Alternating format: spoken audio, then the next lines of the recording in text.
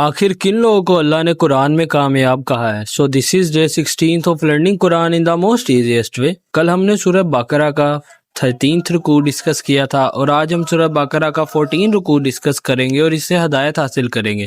So make sure you follow guys. یہودی کہتے ہیں کہ نصاری کسی بنیاد پر نہیں ہیں، اور نصاری کہتے ہیں کہ یہودی کسی بنیاد پر نہیں ہیں، حالانکہ دونوں ہی کتاب پڑھ رہے ہیں۔ اسی طرح کی تھی ان لوگوں نے جو کچھ بھی نہیں جانتے ان ہی کی سی بات، بس اللہ تعالیٰ فیصلہ کر دے گا ان کے مابین قیامت کے دن ان تمام باتوں کا جن میں یہ اختلاف کر رہے تھے۔ اور اس شخص سے بڑھ کر ظالم کون ہوگا جو اللہ تعالیٰ کی مسجدوں سے لوگوں کو روکے کہ ان میں اس کا نام لیا جائے؟ اس کا خلاصہ آپ کو آخر میں بہترین طریقے سے سمجھایا جائے گا، اور وہ ان کی تخریب کے در پر ہو۔ ایسے لوگوں کو تو ان میں داخل ہی نہیں ہونا چاہیے مگر ڈرتے ہوں، اور آخرت میں ان کے لیے عذاب عظیم ہے، اور مشرق اور مغرب سب اللہ ہی کے ہیں، بس جدھر بھی تم رخ کرو گے ادھر ہی اللہ کا رخ ہے۔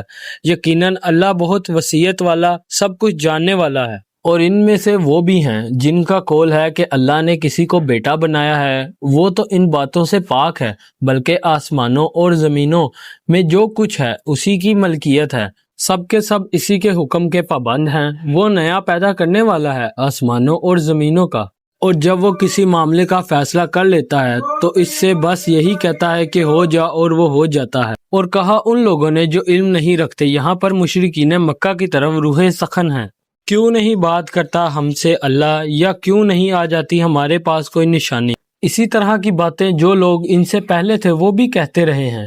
ان کے دل ایک دوسرے سے مشابہ ہو گئے ہیں۔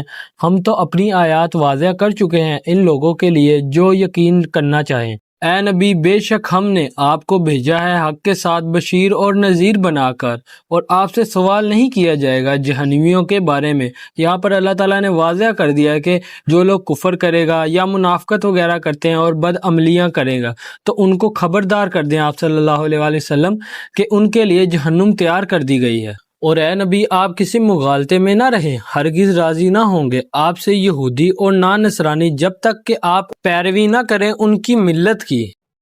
کہہ دیجئے کہ ہدایت تو بس اللہ کی ہدایت ہے، جو اللہ نے بتایا ہے وہی رسیدہ راستہ ہے۔